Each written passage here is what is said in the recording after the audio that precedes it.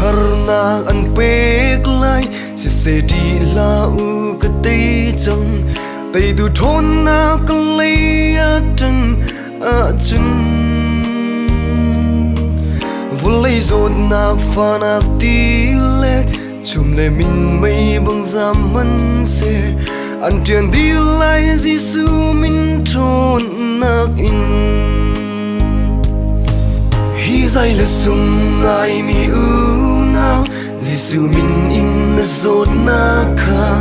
na kut in tong la Zumhnak in thla cham na thiên lung đi lắc in áo lo David fapa ka zaangfah tuah aku thon nak thong in na tam cang lai Giêsu min sung lo yang thấy ru rêu thon nak chu an zaam đi Vawlei dâu lo nang nun nak bôi pa pe chỉ na ka tei Vawlei a tei mi cho ke be mi na dam na aku chu Zumhnak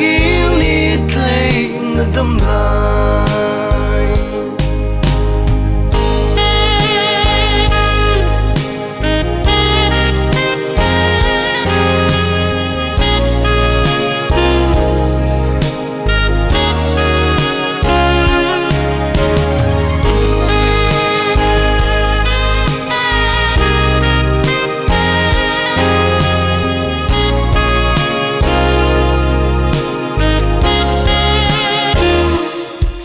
Zawtnak ruangah kum zeizat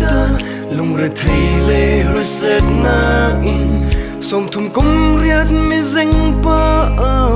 dam cang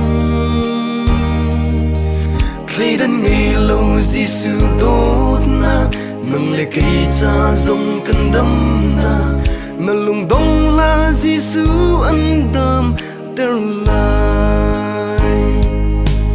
kum lei ni chung thi chuak mi Giêsu puan ki tong in adam Zumhnak in thla cham lo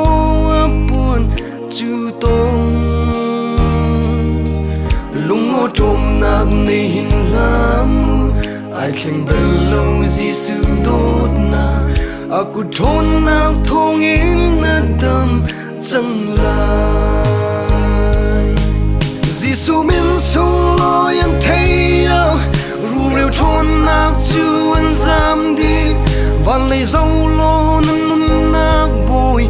pa pe chỉ na ka tei Vawlei a tei mi cho ke be mi na dam na aku chu Zumhnak li Tleih na dam lai Giêsu min sung lo yang thấy ru rêu thon nak chu an zaam đi Vawlei dâu lo nang nun nak bôi pa pe chỉ na ka tei Vawlei a tei mi cho ke be mi na dam na aku chu Zumhnak li Tleih na dam lai